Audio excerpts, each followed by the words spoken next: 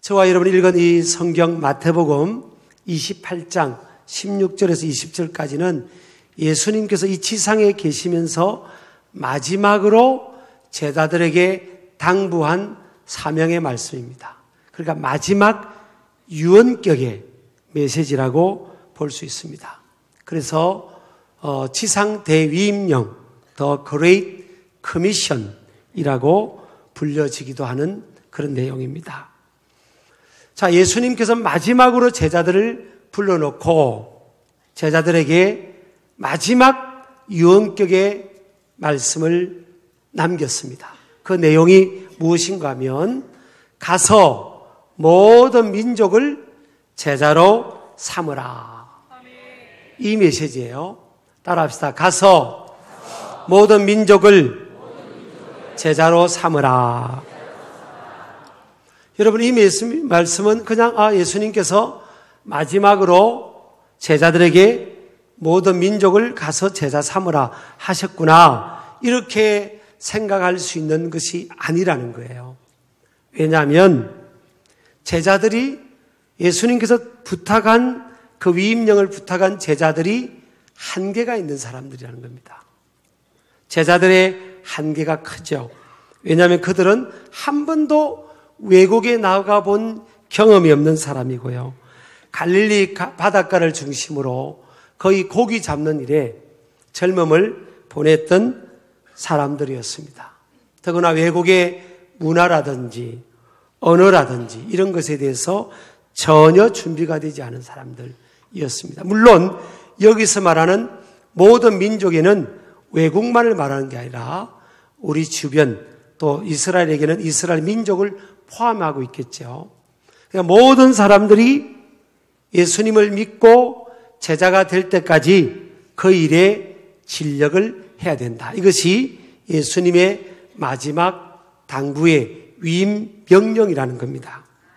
그런데 좀 어울릴 만한 사람들, 그 일들을 감당할 만한 사람들에게 맡기면 될 텐데, 이 제자들은요, 정말 거의 이 모든 민족을 제자 삼는 이 일을 감당하기에는 거의 불가능한, 거의 감당할 수 없을 것 같은 그런 조건을 가진 그런 사람들이었던 것을 볼 수 있습니다. 일단 언어가 안 됩니다. 여러분, 언어가 안 되면 아무리 내용이 컨텐츠가 좋아도 소통이 안 되면 전달이 될 수가 없잖아요. 그리고 문화의 힘이 또 커요. 다른 나라에 가서 살고 적응하는 데 있어서 문화적인 이질감 때문에 어려움 당하는 경우들이 굉장히 많죠. 각 나라마다 문화적인 차이가 있거든요. 제가 미국에 잠깐 살 때 미국인 친구분들이 당신들 차로 우리 사는 집 앞에 데려다 줬어요. 그래서 우리 한국 사람들은 내리면 고맙다고 데려다 준 사람들 떠날 때까지 손을 흔듭니다. 안녕히 가세요. 감사합니다. 그렇게 손을 흔들면서 그분들이 안 보일 때까지 그렇게 손을 흔들잖아요.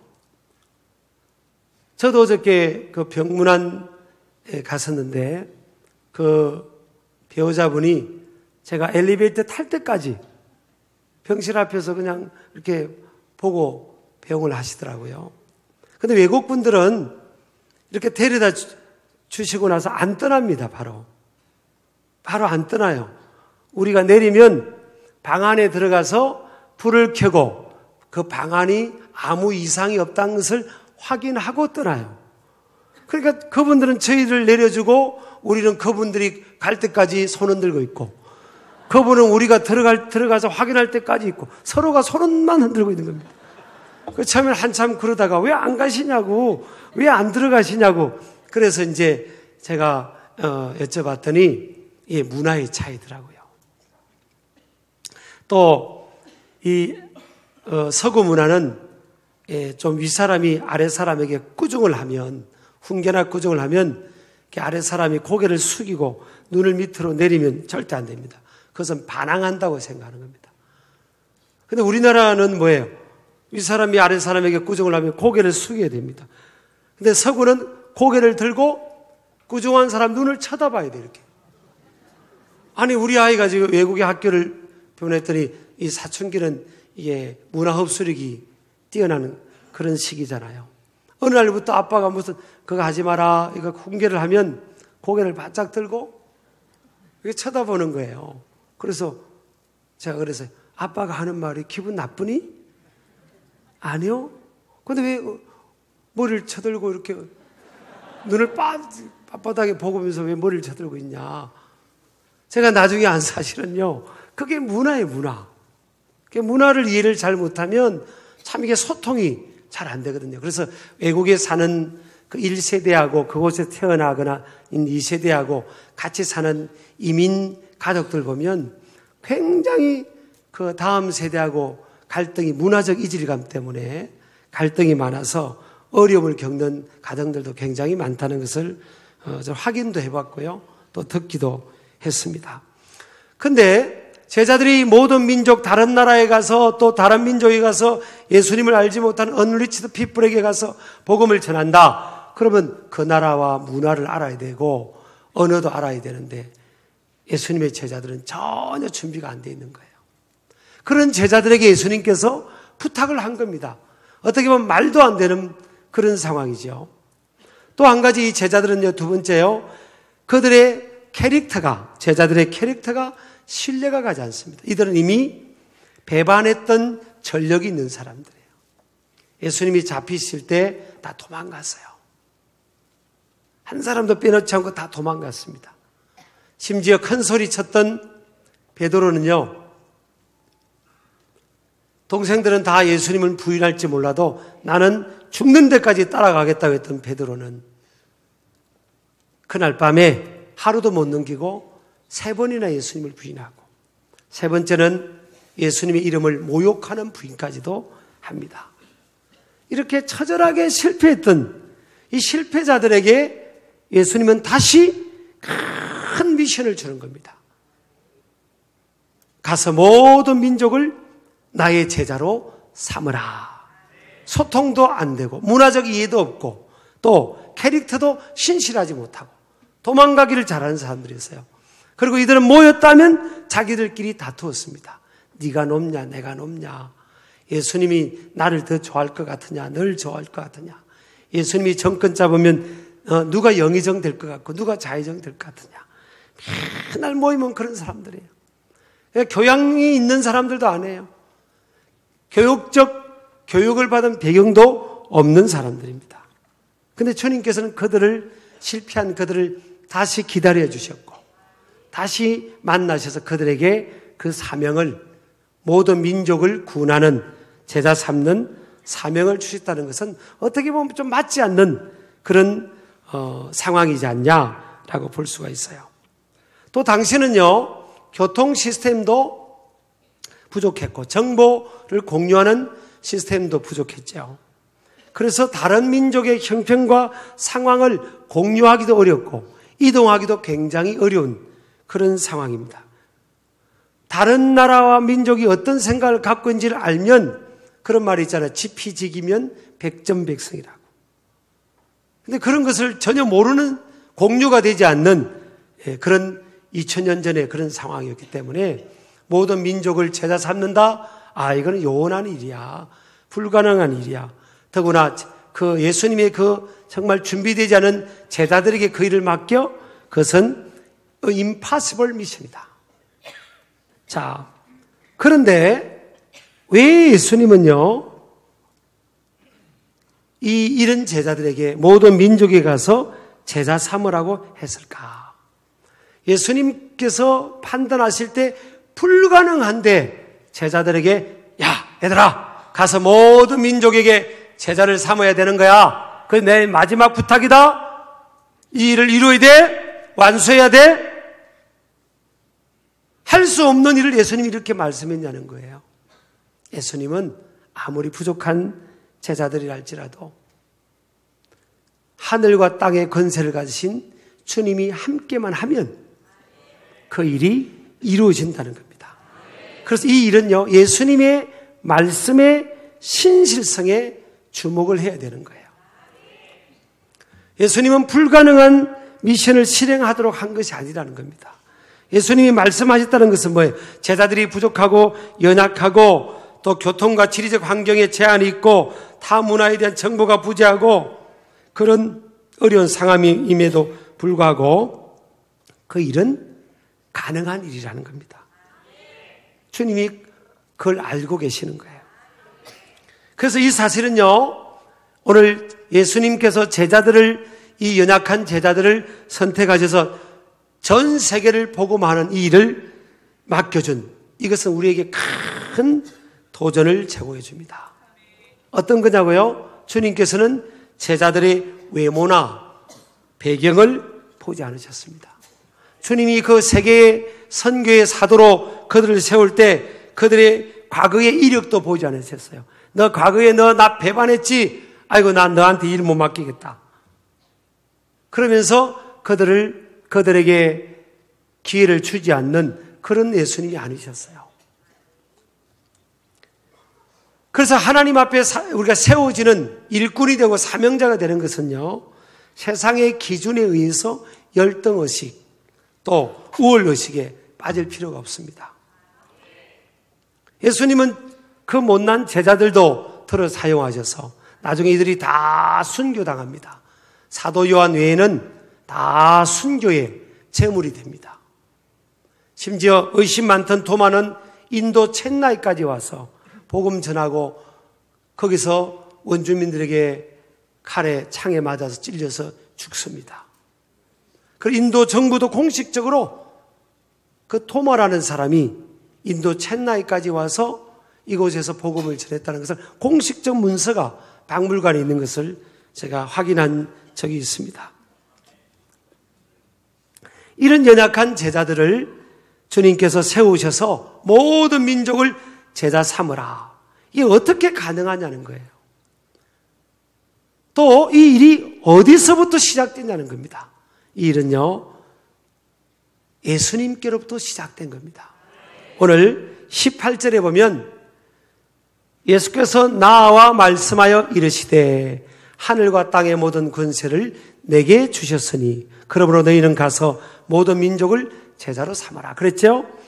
여기서 나와 18절에 나와 예수께서 나와 이 말은요, 예수님이 먼저 가까이 오셨다는 거예요. 제자들이 예수님 나 우리에게 한 번 더 기회 주세요 이게 아니에요. 예수님께서 그들에게 다시금 가까이 오셔서 기회를 주신 겁니다. 예수님이 화가 나서 멀리 떨어진데 제자들이 가까이 와서 예수님 한 번 더 봐주세요. 그게 아니에요. 예수님이 가까이 다가가신 겁니다. 그래서 우리가 사람을 섬길 때는요, 많은 아픔을 겪습니다. 사람을 주님의 제자로 세운다, 예수님을 믿게 하고 일꾼으로 세운다, 이게 쉬운 일이 아니에요. 많은 아픔도 겪고 배반도 겪을 수 있어요. 상처받을 수 있어요. 예수님 상처 인간적으로 보면 얼마나 많이 상처받았겠습니까? 아휴, 나 다시는 제자 만드는 거, 일꾼 만드는 거 안 해야 되겠다. 다 도망가니까. 3년 이상 애지중지 키우고 공을 들였는데 다 도망가 버리잖아요. 참, 사람은요, 제일 믿을 수 없는 존재가 사람이에요, 사람. 그럼에도 불구하고 예수님은요, 가까이 다가가신 겁니다. 그러니까 사역자들이, 우리가 영혼을 섬기는 사역자가 어떤 태도로 나가야 될까? 예수님께서 롤 모델로 보여주시는 거예요. 배반을 해도, 배반당해도 다가가신 분이 성숙한 분이에요. 다가가시는 분이 예수님이시고, 다가가는 사람이 뭐예요? 신실한 하나님의 사람들인 겁니다. 끊임없이 포기하지 않고 다가가야 돼요.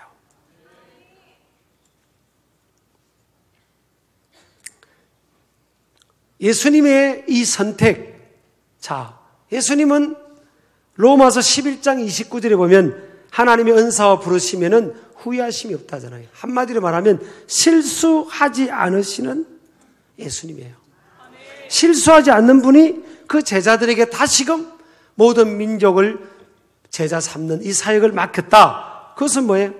예수님의 은혜죠, 은혜.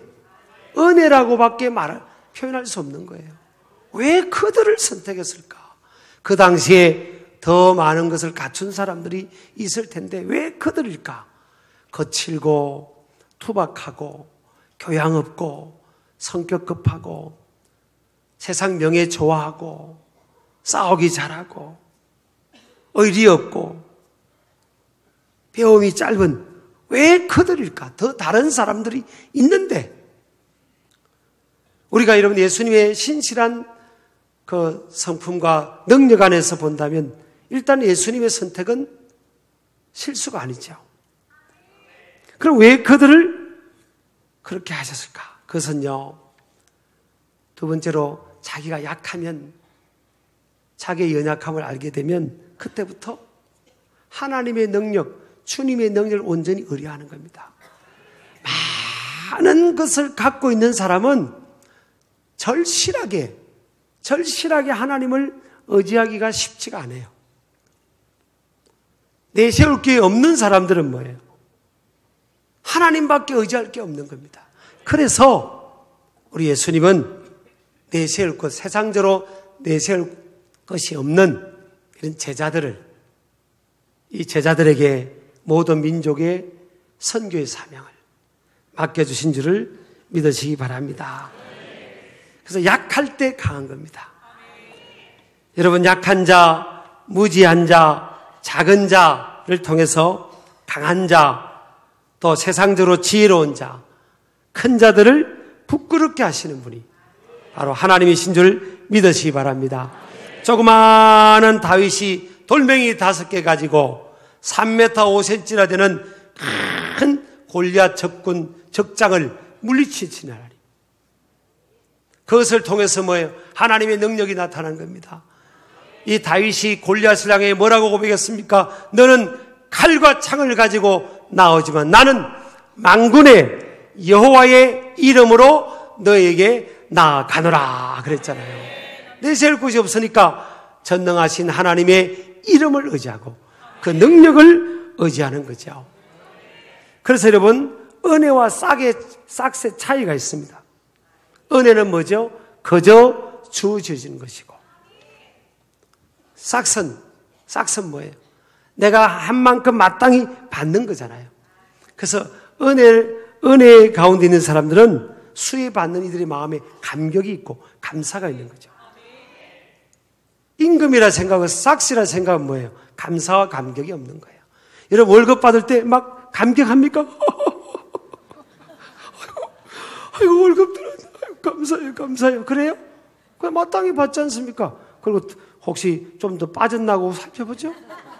요즘이야 온라인으로 들어가서 그렇지. 막 감사하고 감격하고 눈물 흐르지 않잖아요. 근데 내가 받을 자격도 없고 일한 것도 없는데 그저 나한테 주어줘 보세요. 감사와 감격이 있는 겁니다. 그래서 내세울 곳이 없는 사람들이 주님의 일꾼으로 세계 선교의 도구로 또 민족 복음화의 도구로 하나님 나라 확장의 도구로 세워지고 쓰임 받으면 뭐예요? 뭐가 있습니까? 마음에 감사가 있는 겁니다. 감격이 있는 거예요. 이 감격이 있는 겁니다. 저와 여러분은 이 마음속에 감사와 감격이 있기를 주의 이름으로 축복합니다. 세 번째, 오늘 좀 중요한 걸 강조하려고 합니다. 자, 예수님께서 가서 모든 민족을 제자로 삼아 그랬잖아요. 이 제자로 삼는 것에 다 모든 동사가 지금 방향을 향하고 있는데 여기서 먼저 뭐가 중요하죠? 가서 모든 민족을 제자로 삼으라. 그러니까 구원과 제자 사역의 대상이 되는 불신자나 미전도 종족에게 가서 접촉하는 일이 우선적으로 되어야 된다는 겁니다. 주변의 전도도 마찬가지고 가족 전도도 친척 전도도 이웃 전도도 마찬가지예요. 먼저 접촉해야 되는 겁니다. 구원 사역과 제자 사역은 직접 가서 접촉하는 일이 선행돼야지 탁상 공론으로는 이루어질 수 없습니다. 여러분, 아무리 많은 세상 지식을 가져도요, 현장이 없으면 아무 일도 일어나지 않습니다. 사람을 바꿀 수가 없어요.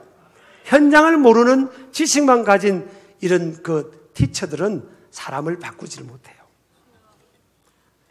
예수님을 보세요, 여러분. 전지하신 분이 모든 지식을 다 갖고 계신 분이에요. 근데 그분은 끊임없이 현장에서 구원의 대상, 절실한 리더의 대상을 만나셨죠. 수가성 여인을 그 한 영혼을 위해서 먼 길을 걸어 그 우물가에서 그 여인을 기다렸죠. 열등감에 눌려있는 그 삭개오를 뽕나무 위에 있는 삭개오를 그 밑에까지 가서 만나셨죠. 38년 된 환자가 베데스다 목가에서 절망감 속에, 절대 절망 속에 있는 그를 찾아가서 만났지 않습니까? 고기 한 마리 밤새도록 못 잡고 망령자실하던 그 이른 아침에 예수님은 그 시몬을 찾아 만나 주신 겁니다. 밤낮을 가지 않으셨습니다. 모든 기적은 뭐예요? 현장에서의 만남을 통해 이루어지는 겁니다. 영적 스킨십이 있어야 되는 거예요. 현장에 가야 되는 겁니다. 가서 접촉하지 않으면 아무 일도 일어나지 않습니다. 제자가 될 수 있는 열매가 없어요. 제자는 현장에 같이 가야 되는 겁니다. 저도 오늘 저녁 비행기로 우리 50명의 중고층 아이들 데리고 비전 트립을 갑니다. 저도 참 사실 집 나가면 고생이에요. 근데 갑니다. 함께 하려고. 아이들이 제자가 돼야 될 거 아닙니까? 무슨 학교 건물만 보고 오는 게 아니라 저는 그게 아니에요. 학교 건물 보고 온다고 그게 학교 들어가는 것도 아니에요. 또 사실은. 근데 그 시간 동안에 같이 먹고, 같이 노래하고, 같이 보고, 같이 대화하고, 같이 잠은 각자 호텔방에 자겠지만, 어쨌든 그렇게 하면서 뭔가 제자를 세우려고 하는 거죠, 사실은. 현장에 나가는 것은요, 고달플 수도 있어요. 그러나 주님의 지상 대임령을 완수하는 최선의 길입니다. 저는 중고등부나 이렇게 어린이 부서를 그 전에 부교육자 맡을 때 보면 끝까지 갔습니다. 아침에 덩겁길에 아이들 일찍 나서 하이파이브 해주고, 점심때 찾아가서 각 학교마다 가서 자꾸 시간 쪼개서 해주고 떡볶이 사주고, 어떤 학교는 아이들이 못 나오면 담벼락에 놔두고 아이들 기도해주고, 조금 간식 같은 거 주고 계속 했습니다. 제가 장사를 해도요, 현장에서 해야 됩니다. 현장에서 막 사람 만나고 그들이 뭘 원하는지를 알아야 될 거 아니에요. 난 저분 때문에 삽니다.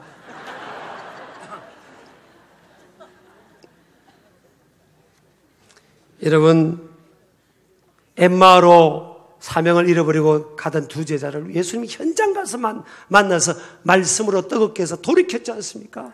잘못된 이데올로기에 빠져서 교회 공동체를 핍박하던 사울을 주님이 다메섹 도상의 현장에서 초강력적 그거로 만나 주셔가지고 그를 회심시키지 않습니까? 그리고 그의 눈이 안 보이는 그 사울의 눈을 벗기고 성령 충만받게 하고 그의 비전을 보여주기 위해서 아나니아라는 목회자를 또 보냈습니다. 현장으로 보내서 만남을 통해 역사가 일어난 겁니다. 현장에 있을 때 하늘과 땅의 모든 권세를 가지신 그분이, 여기서 권세는요, 엑수시아입니다. 엑수시아. 능력과 힘과 초월적 권세를 말합니다. 세상을 압도할 수 있는 초월적 이 압도적 권세가 현장에서 영혼을 섬기고 영혼을 세우고자 몸부림치는 그 현장에 예수 그리스도의 압도적인 그 권세가, 그 능력이 함께 머물러 준다는 거예요. 놀고 먹는 사람들에게 함께 하는 게 아니에요. 가서 모든 민족을 제자 삼는 일에 몸부림치는 그 현장에 자기의 부족함을 알고 몸부림치면서 하나님을 바라보고 그분의 도우심을 구하는 그 현장에 세상 끝날까지 함께 해주겠다는 거예요. 믿으시기 바랍니다.